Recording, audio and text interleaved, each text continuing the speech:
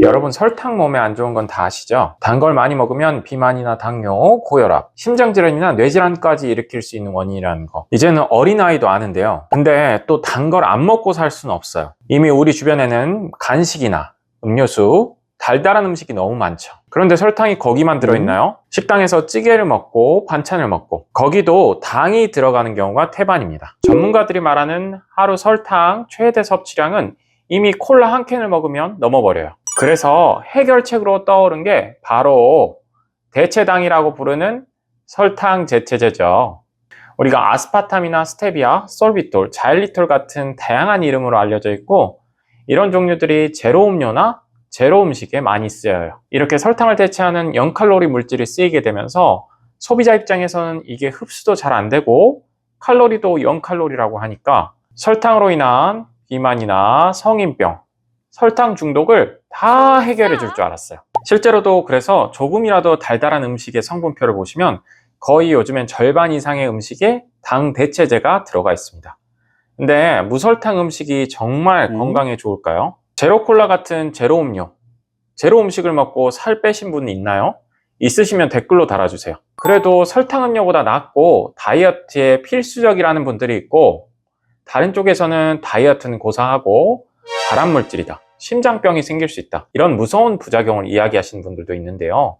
도대체 뭐가 진실일까요? 오늘은 설탕 대체제의 진실에 대해서 알아보는 시간이에요. 먼저 실내에 있는 기관들이 설탕 대체제에 대해서 어떤 의견이 있는지 살펴볼게요. 먼저 FDA와 식약처는 보통 특정 식품이 유통돼도 되는지 안전한지 유해한지를 판단하는데요. 여기서는 하루 섭취량 기준으로는 안전하다고 말하고 있어요. 하루에 제로 음료 몇 캔을 마시더라도 특별히 바로 문제가 되지 않는다는 겁니다. 반면 WHO는 공중보건의 입장에서 말하고 있는데요. 설탕 대체제를 오랜 시간 복용했을 때는 대사적인 부작용이 나타날 수 있어요. 그렇기 때문에 다이어트나 성인병 예방을 목적으로 장기적으로 복용하면 안 된다고 경고하고 있습니다. 미국 심장학회와 당뇨협회는 사용해도 좋다, 사용하면 안 된다, 이런 극단적인 의견보다는 조금 더 저희한테 도움이 되는 가이드를 주는데요. 설탕 대체제의 역할을 설탕을 끊기 위한 징검다리 역할로 인식하고 있어요. 설탕 섭취를 설탕 대체제로 어느 정도 줄이고 또 설탕 대체제도 끊어야 한다는 거죠. 지금부터는 설탕 대체제를 어떻게 사용해야 올바르게 설탕도 끊고 다이어트도 할 수 있는지 설명드릴게요. 먼저 설탕 대체제의 종류부터 알아야 되는데요. 크게 4가지로 나눌 수 있어요. 인공적으로 만들어낸 아스파탐이나 수크랄로스, 아세설팜 같은 종류, 그리고 천연 감미료인 스테비아나 몽크프루트, 그리고 상쾌한 맛을 내서 제로 음료에 주로 쓰이는 당알코올인 에스트리톨이나 자일리톨, 솔비톨 같은 거, 그리고 마지막으로 희소당인 알룰로스가 있습니다. 하나하나 살펴보자면 먼저 합성 감미료는 설탕에 비해 엄청나게 단맛이 강해요. 그래서 칼로리가 거의 없이 단맛을 낼 수 있죠. 하지만 장기 복용했을 때는 장내 미생물을 교란시키고 대사질환 위험을 높이기 때문에 장기 복용하시면 안 좋다고 나와 있어요. 다음으로 당알코올인데요. 우리가 잘 아시는 자일리톨이나 솔비톨 같은 물질인데 청량한 맛을 내기 때문에 제로 음료에 많이 들어가고, 하지만 최근 들어서 피를 끈적하게 하는 혈소판 응집을 촉진시켜서 혈관의 혈전 위험을 높인다고 알려져 있어요. 세 번째는 천연 감미료인데 천연 감미료는 합성 감미료나 당알코올에 비해서 비교적으로 안전하다고 알려져 있지만 고농도를 장기간 섭취했을 때 데이터가 부족해요. 알룰로스도 마찬가지고요. 그래도 살이 빠진다면 부작용이 있어도 드실 분들이 많을 거라고 생각하는데요. 이런 부작용 이외에도 사실 WHO에서 장기적으로 설탕 대체제를 사용하는 걸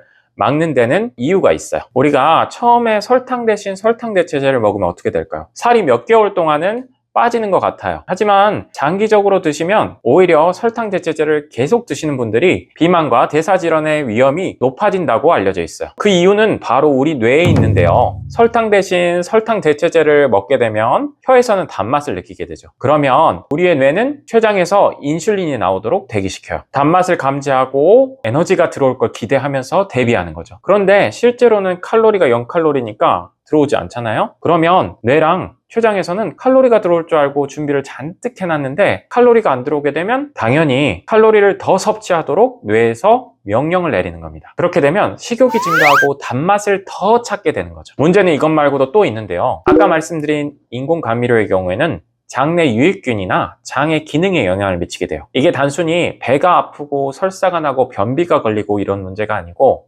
장내 유익균 자체가 우리의 혈당을 컨트롤하는데 큰 역할을 하기 때문에 여기에 영향을 미치게 되면 우리 몸이 혈당을 제대로 컨트롤하지 못하는 상태가 될 수 있어요. 그렇게 되면 당뇨나 혈압, 비만이나 고지혈증 같은 대사질환이 생기는 거죠. 제로음료에 많이 쓰이는 당 알코올의 경우에는 제로음료 한 캔만 먹어도 혈소판이 피를 찐득하게 만드는데요. 혈액 속에 당 알코올이 많은 집단에서 심장마비나 뇌졸중의 발생 위험이 높아지는 것으로 나타났어요. 그래서 미국 심장 당뇨학회의 말처럼 설탕 대체제를 완전히 안 드실 필요는 없고 설탕을 끊는 징검다리로 사용하시는 것이 바람직합니다. 웬만하면 인공감미료나 당알코올 대신 천연감미료나 알룰로스를 사용하시는 것이 좋고요. 처음에는 단맛에 중독된 상태이기 때문에 설탕음료를 제로음료로 바꾸세요. 그리고 1개월 이내로 제로음료를 점점 일반 탄산수나 물에 섞어서 드시다가 마지막에는 레몬이나 허브를 넣은 탄산수나 맹물을 드셔야 해요. 물만 마시기 밍밍하시다면 계피나 바닐라빈,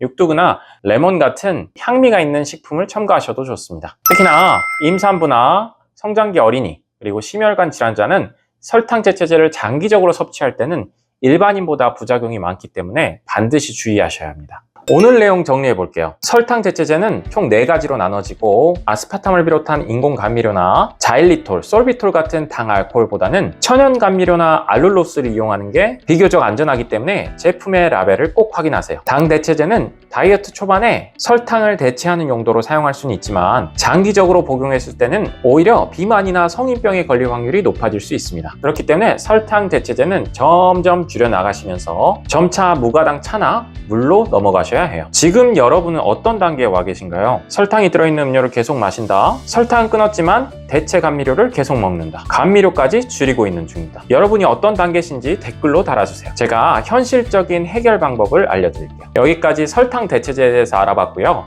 여러분들의 건강한 하루를 응원하겠습니다. 감사합니다.